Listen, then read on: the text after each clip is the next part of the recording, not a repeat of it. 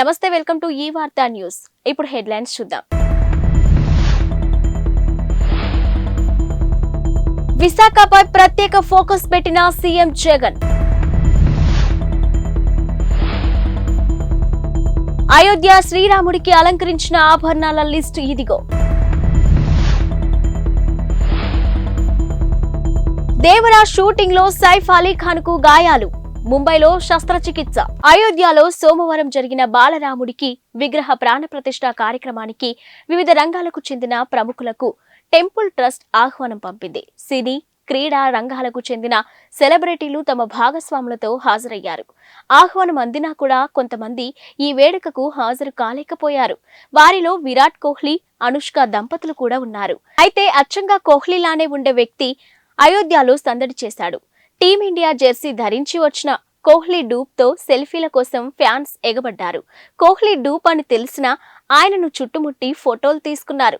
తొలుత సరదాగా సాగిన ఈ తతంగం కాసేపటికే తోపులాట దాకా వెళ్ళింది. దీంతో బెదిరిపోయిన కోహ్లీ డూప్ చుట్టుముట్టిన జనంలో నుంచి కష్టం మీద బయటపడ్డాడు. ఆపై వేగంగా అక్కడి నుంచి వెళ్లిపోయాడు. ఈ ఘటనకు సంబంధించిన వీడియో ప్రస్తుతం సోషల్ మీడియాలో వైరల్ గా మారింది. దీంతో సెలబ్రిటీలకే కాదు, వారి పోలికలతో ఉండే డూప్లకి కూడా అభిమానుల బెడద తప్పలేదంటూ వీడియో చూసిన నెటిజన్లు కామెంట్లు పెడుతున్నారు.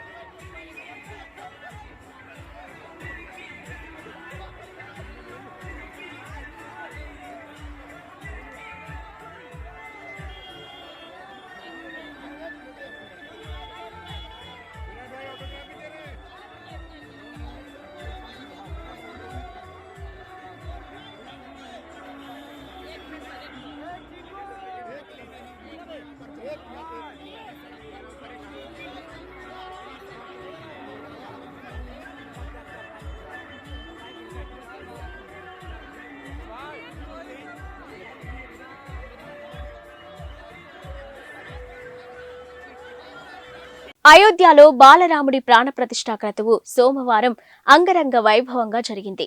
రామ్లల్లా విగ్రహానికి మైసూరుకు చెందిన ప్రముఖ శిల్పి అరుణ్ యోగిరాజు రూపొందించగా ఆధ్యాత్మిక శోభ, సాంప్రదాయం ప్రకారం దైవిక ఆభరణాలు, ప్రత్యేక వస్త్రాలతో అలంకరించారు. ఈ ఆభరణాలను లక్నోలోని శ్రీ అంకుర్ ఆనంద్ సంస్థకు చెందిన హర్ష హైమల్ శ్యామ్లాల్ జ్యువెలరీస్ తయారు చేసిందని శ్రీరామ జన్మభూమి తీర్థ ట్రస్ట్ తెలిపింది.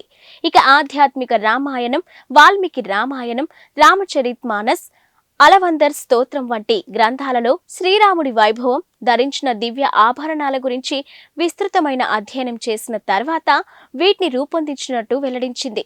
ఇక పసుపు ధోతి, ఎరుపు రంగు పతాక అంగవస్త్రంతో రామ్లల్లాను అలంకరించారు. ఈ అంగవస్త్రాలను స్వచ్ఛమైన బంగారు, జరీ దారాలతో తయారు చేయించారు. ఈ దుస్తులపై శంఖం, పద్మం, చక్రం, మయూరు వంటి వైష్ణవ చిహ్నాలు ముద్రించి ఉన్నాయి. ఈ వస్త్రాలను అయోధ్య ధామ్లోని పనిచేసిన ఢిల్లీ టెక్స్టైల్ డిజైనర్ శ్రీ మనీష్ త్రిపాఠి రూపొందించారు. జూనియర్ ఎన్టీఆర్, జాన్వీ కపూర్, సైఫ్ అలీ ఖాన్ దర్శకుడు కొరటాల శివ కాంబినేషన్ లో తెరకెక్కుతున్న దేవరా చిత్రం శరవేగంగా షూటింగ్ జరుపుకుంటుంది.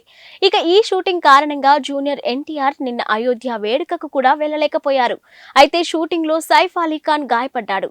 ఆయన మోకాలు, భుజానికి తీవ్రంగా గాయాలయ్యాయి. ప్రస్తుతం ఆయన ముంబైలోని కోకిలాబేన్ ఆసుపత్రిలో చికిత్స పొందుతున్నారు. ఆయన ట్రైసెప్స్ కు డాక్టర్లు శస్త్రచికిత్స నిర్వహించారు. ప్రస్తుతం ఆసుపత్రిలో సైఫ్ పక్కన ఆయన భార్య, సినీ నటి కరీనా కపూర్ ఉన్నారు. గాయం కారణంగా సైఫ్ కొన్ని రోజుల పాటు దేవరా షూటింగ్ కి దూరమయ్యే అవకాశం ఉంది. ఈ చిత్రం 2 భాగాలుగా తెరకెక్కుతుంది. అయితే షెడ్యూల్ ప్రకారం తొలి పార్ట్ ఏప్రిల్ 5న విడుదల కావాల్సి ఉంది. ఇక మరోవైపు గాయంపై సైఫ్ స్పందిస్తూ, మన వృత్తిలో భాగమే ఈ గాయాలు, ఆపరేషన్ అని చెప్పుకొచ్చారు. ఇక నిపుణులైన డాక్టర్ల పర్యవేక్షణలో తాను సురక్షితంగా ఉన్నానని తెలిపారు. ఈ మధ్య కాలంలో ఓటీటీ ప్లాట్ఫామ్స్ పై ఇన్వెస్టిగేటివ్ థ్రిల్లర్ జోనర్ కి విపరీతమైన ఆదరణ పెరిగిపోయింది. ఈ నేపథ్యంలో మరిన్ని ఓటీటీ సినిమాలు ప్రేక్షకుల ముందుకు రావడానికి రెడీ అవుతున్నాయి. అలాంటి సినిమాల జాబితాలో తాజాగా భక్షక్ చేరిపోయింది. భూమి పడ్నేకర్ ప్రధానమైన పాత్రను పోషించిన సినిమా ఇది. హీరో షారూక్ ఖాన్ సొంత బ్యానర్లో ఈ సినిమా నిర్మితమైంది. ఇక నిర్మాణ వ్యవహారాలను గౌరీఖాన్ చూసుకున్న ఈ సినిమాకి పులకిత్ దర్శకత్వం వహించాడు. ఇక భూమి పడ్నేకర్ తో పాటు సంజయ్ మిశ్రా, ఆదిత్య, శ్రీవత్సవాస్ నటించారు. రీసెంట్ గా రిలీజ్ చేసిన టీజర్ కి మంచి రెస్పాన్స్ వచ్చింది. ఈ టీజర్ అందరిలోనూ ఆసక్తిని పెంచింది. ఇక నెట్ఫ్లిక్స్ లో ఈ సినిమా ఫిబ్రవరి 9వ తేదీ నుంచి స్ట్రీమింగ్ కానుంది. ఈ సినిమాలో భూమి పడ్నేకర్ నిజాయితీగా వ్యవహరించే జర్నలిస్టు వైశాలి పాత్రలో కనిపించనుందంట. ఇక బాలికలపై, మహిళలపై జరుగుతున్న నేరాలను ప్రశ్నించడానికి వైశాలి ముందుకు వస్తుంది. ఫలితంగా ఆమె ఎలాంటి పరిస్థితులను ఎదుర్కోవాల్సి వస్తుందనేదే కథ.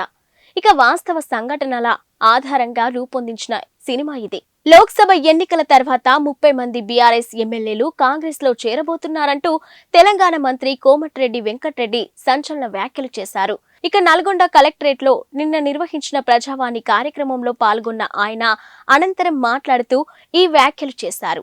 తెలంగాణ కోసం మంత్రి పదవిని సైతం వదులుకున్న తన గురించి మాజీ మంత్రి బీఆర్ఎస్ నేత జగదీష్ రెడ్డి మాట్లాడడం విడ్డూరంగా ఉందని పేర్కొన్నారు. ఇక యాదాద్రి, భద్రాద్రి థర్మల్ విద్యుత్ కేంద్రాల్లో అక్రమాలతో పాటు ఛత్తీస్గఢ్ లో కరెంటు కొనుగోళ్లలో అవినీతి బయటపడుతుందన్న అక్కసుతోనే ఆయన తనపై ఆరోపణలు చేస్తున్నారని ఆగ్రహం వ్యక్తం చేశారు. ఎన్నికల సమయంలో ఇచ్చిన 6 గ్యారంటీలను 100 రోజుల్లో అమలు చేసి తీరుతామని పునరుద్ఘాటించారు. Team India star batsmen Shubman Gill, cricket దిగ్గజం సచిన్ టెండూల్కర్ తనయ సారా టెండూల్కర్ ప్రేమలో ఉన్నారంటూ చాలా కాలంగా ప్రచారం జరుగుతున్న సంగతి తెలిసిందే. వీరిద్దరూ పెళ్లి చేసుకోబోతున్నారంటూ గతంలో వార్తలు కూడా వచ్చాయి. అయితే వీరి మధ్య రిలేషన్షిప్ పై ఎవరూ ఇంతవరకు బహిరంగంగా స్పందించింది లేదు. ఇక ఈ నేపథ్యంలో తాజాగా చోటు చేసుకున్న ఓ సన్నివేశం వీరి డేటింగ్ వార్తలకు మరింత బలాన్ని చేకూర్చున్నట్టయింది. ముంబైలో గిల్ చెల్లెలు షహ్నీల్ గిల్ తో కలిసి సారా టెండూల్కర్ కెమెరాల కంటికి చిక్కారు. ఇక ఒకే కారులో ఇద్దరు ఉండగా కొందరు వీడియోలు తీశారు. దీనికి సంబంధించిన ఫోటోలు, వీడియోలు సోషల్ మీడియాలో వైరల్ అవుతున్నాయి. ఇక ఇటీవల ఇండియాలో జరిగిన వన్డే ప్రపంచ కప్ లో భారత్ ఆడిన అన్ని మ్యాచ్లకు సారా టెండూల్కర్ హాజరైంది. ఇక గిల్ సెంచరీ కొట్టిన ప్రతిసారి ఆమె లేచి నిలబడి చప్పట్లు కొడుతూ సందడి చేసింది. ఇక గిల్ ప్రేమలో సారా ఉంది కాబట్టే ఆమె అంత సంతోషానికి గురవుతుందని ఎంతో మంది వ్యాఖ్యానించారు. ఇప్పుడు గిల్ సోదరితో ఆమె కనిపించడంతో ప్రేమ వార్తలకు మరింత బలం చేకూరినట్టయింది.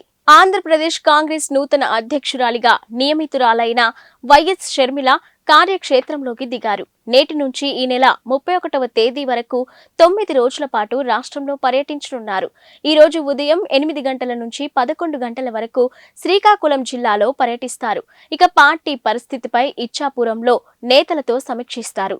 ఆ తర్వాత పార్వతీపురం చేరుకొని మధ్యాహ్నం 2 గంటల 30 నిమిషాల నుంచి 3 గంటల 30 నిమిషాల వరకు మన్యం జిల్లాకు సంబంధించి సమీక్షిస్తారు. అనంతరం విజయనగరం చేరుకొని సాయంత్రం 6 నుంచి 7 వరకు జిల్లాలపై సమీక్ష నిర్వహిస్తారు. ఇక విశాఖపట్నం, అల్లూరి సీతారామరాజు, అనకాపల్లి జిల్లాలు, ఎల్లుండి 25న కాకినాడ, అంబేద్కర్ కోనసీమ, పశ్చిమ గోదావరి జిల్లాలను, ఇక 26న తూర్పు గోదావరి, ఏలూరు, ఎన్టీఆర్ జిల్లాల్లో పర్యటించి పార్టీ పరిస్థితిపై సమీక్ష నిర్వహిస్తారు. 27న గుంటూరు, పల్నాడు, 28న బాపట్ల, ప్రకాశం, నెల్లూరు, 29న తిరుపతి, చిత్తూరు, అన్నమయ్య, 30న శ్రీ సత్యసాయి, అనంతపురం, కర్నూలు, 31న నంద్యాల, వైఎస్ఆర్ జిల్లాల్లో పర్యటించి పార్టీ పరిస్థితిపై సమీక్ష నిర్వహిస్తారు. అయోధ్య రామ మందిరంలో బాలరాముడి విగ్రహ ప్రాణ ప్రతిష్ఠ కార్యక్రమం నిన్న అంగరంగ వైభవంగా జరిగింది. ఇక స్వామివారికి ప్రధాని మోదీ తొలి పూజను నిర్వహించారు. ఈ కార్యక్రమానికి దేశవ్యాప్తంగా ఉన్న వివిధ రంగాల అధినేత మహారథులంతా కలిసి తరలి వెళ్లారు. ఇక 7,000కు పైగా వివిఐపీలు హాజరయ్యారు. ఇక ఆలయ ప్రాంగణం సినీ సెలబ్రిటీలతో కలకలలాడింది. టాలీవుడ్ స్టార్ జూనియర్ ఎన్టీఆర్ కు కూడా ఆహ్వానం అందినప్పటికీ ఆయన అయోధ్యకు వెళ్లలేదు. దీంతో ఆయన ఎందుకు వెళ్లలేదనే చర్చ జరుగుతుంది. అయితే దేవరా సినిమా షూటింగ్ లో బిజీగా ఉండడం వల్లే ఆయన అయోధ్యకు వెళ్లలేదని చెప్తున్నారు. షూటింగ్ షెడ్యూల్ ముందే ఫిక్స్ అయిపోవడంతో తారక్ వెళ్లలేకపోయారట. ఇక షెడ్యూల్ ని తారక్ బ్రేక్ చేస్తే తోటి నటీనటులతో పాటు నిర్మాతలు కూడా ఇబ్బంది పడాల్సి ఉంటుందనే ఉద్దేశంతోనే తారక్ అయోధ్యకు వెళ్లలేకపోయారని అంటున్నారు. అయితే ఈ వార్తల్లో ఎంతవరకు నిజం ఉందనేది తెలియాల్సి ఉంది. అయోధ్య రామ జన్మభూమి ట్రస్ట్ కు విరాళ పర్వం కొనసాగుతుంది. సోమవారం బాలరాముడి విగ్రహ ప్రాణ ప్రతిష్ఠ కార్యక్రమంలో పాల్గొన్న భారత అపర కుబేరుడు రిలయన్స్ ఇండస్ట్రీస్ అధినేత ముఖేష్ అంబానీ కుటుంబం 2.51 కోట్ల భారీ విరాళాన్ని ప్రకటించింది. రామజన్మభూమి ట్రస్ట్ కు ఈ పెద్ద మొత్తాన్ని ఇస్తున్నట్టు ఒక ప్రకటన విడుదల చేసింది. ఇక ముఖేష్ అంబానీ తన కుటుంబ సభ్యులతో కలిసి శ్రీరామ జన్మభూమి తీర్థక్షేత్ర ట్రస్ట్ కు 2.51 కోట్లను విరాళంగా అందించారు. ఇక సాంస్కృతిక ప్రాముఖ్యతను కలిగి ఉన్న అయోధ్య రామ మందిర అభివృద్ధికి పవిత్ర ప్రయత్నమని ఆ ప్రకటనలో పేర్కొన్నారు. కాగా సోమవారం జరిగిన ప్రాణప్రతిష్ఠ కార్యక్రమంలో ముఖేష్ అంబానీ, భార్య నీతా అంబానీ, కుమారులు ఆకాష్, అనంత్, ఇక కోడళ్లు శ్లోక మెహతాతో పాటు కాబోయే కోడలు రాధికా మర్చెంట్, కుమార్తె ఈషా, అల్లుడు ఆనంద్ పిరమల్ తదితరులు పాల్గొన్నారు. ఇక అయోధ్య రామజన్మభూమి తీర్థక్షేత్ర ట్రస్ట్ ఆహ్వానించిన ప్రముఖ వ్యక్తుల్లో వీరు కూడా ఉన్నారు. ఇక రాముడు విచ్చేస్తున్నాడని, దేశం మొత్తం రామ్ దీపావళిని జరుపుకుంటుందని ప్రాణ ప్రతిష్ఠ కార్యక్రమంలో ముఖేష్ అంబానీ అన్నారు. జనవరి 22న దేశం మొత్తానికి రామ్ దీపావళి వ్యాఖ్యానించారు. ఇక ఇది చారిత్రాత్మక రోజు అని నీతా అంబానీ కూడా అన్నారు. ఇందుకు సంబంధించిన వీడియోలు సోషల్ మీడియాలో వైరల్ అవుతున్నాయి. అగ్రరాజ్యం అమెరికాలో మరోసారి కాల్పుల కలకలం రేగింది. ఇల్లినాయ్ రాష్ట్రంలోని షికాగోలోని 2 ఇళ్లపై కాల్పులు జరిపిన ఓ దుండగుడు 7 ప్రాణాలు తీశాడు. ఇక కాల్పుల అనంతరం అక్కడి నుంచి పరారయ్యాడని పోలీసు అధికారులు వెల్లడించారు. ఇక దుండగుడి కోసం వేట కొనసాగిస్తున్నామని తెలిపారు. ఇక నగరంలోని జోలియట్లోని వెస్ట్ ఎకర్స్ రోడ్లో ఉన్న 2200 బ్లాక్ లో ఈ కాల్పులు ఘటన జరిగిందని, నిందితుడిని రోమియో నాన్స్ గా గుర్తించారని, ప్రస్తుతం అతను పరారీలో ఉన్నాడని వివరించారు. ఇక 2 ఇళ్లపై కాల్పులు జరిపాడని, మొత్తం 7 మృత్యువాత పడ్డారని Joliet police chief Bill Evans మీడియాకు వెల్లడించారు. ఇక నిందితుడు నాన్స్ 23 ఏళ్లు ఉండగా కాల్పులు జరిగిన ప్రాంతానికి సమీపంలోనే నివసిస్తున్నాడని తెలిపారు.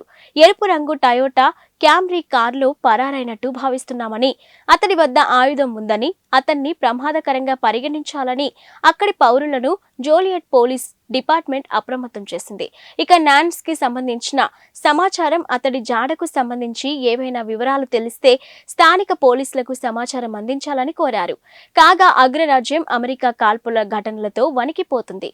ఇక గణనీయ సంఖ్యలో మరణాలు నమోదవుతున్నాయి. ఇక ఈ ఏడాది మొదటి 3 వారాల్లోనే 875 తుపాకీ కాల్పుల మరణాలు నమోదైనట్టుగా గణాంకాలు చెప్తున్నాయి. ఇవి ఇప్పటివరకున్న బులెటిన్ అప్డేట్స్.